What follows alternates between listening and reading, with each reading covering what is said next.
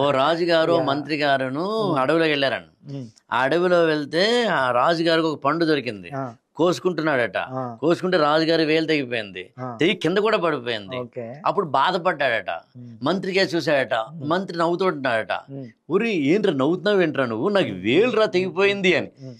ఏమో రాజా, తెగిపోతే నష్టం ఏంటి, ప్రాణం అయితే పోలేదు కదా, విలువైన నిండు ప్రాణం మిగులుండడం ప్రధానం, దేహానికైన గాయం ఏ మందుతోనూ మాయం అని అంటే రాజుగారికి ఒళ్ళు మండిందట. ఎప్పుడైనా గుర్తుంచుకోండి సార్, వేదాంతం చెప్పేటప్పుడు సఫరర్ ఎప్పుడు కోపడతాడండి.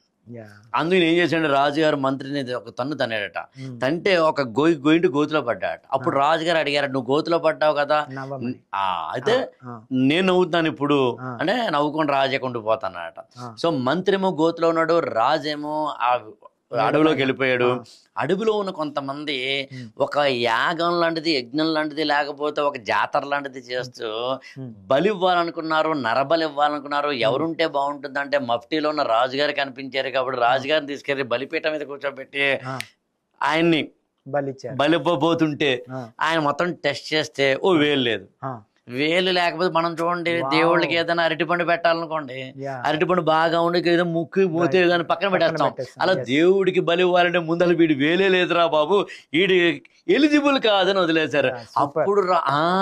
అప్పుడు రాజుగారు పరిగెత్తుకుని వెళ్ళి గోతులో ఉన్న మంత్రి గారిని పైకి తీసి, రే ఎంతరా రే, నాకు వేలు తెగిపోతే నవ్వావు నువ్వు, వేలు తెగిపోతే నష్టం అనుకున్నాను, కాదు నష్టం కాదు లాభం జరిగింది, నాకు నా తలకే తెగిపోకుండా కాపాడింది. కానీ నాకు డౌట్ వచ్చిందిరా మంత్రి, నువ్వు గోతులో ఉన్నావు కదరా, నీకేం మంచి జరిగిందిరా అన్నట.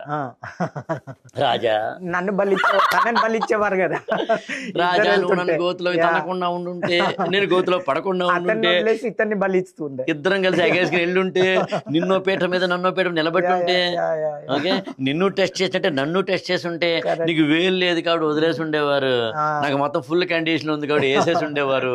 కాబట్టి వేలు తెగడం నీకు మంచిదైంది, గోతులో పడ్డం నాకు మంచిదైంది, జీవితంలో అంతా మనం మంచిగా.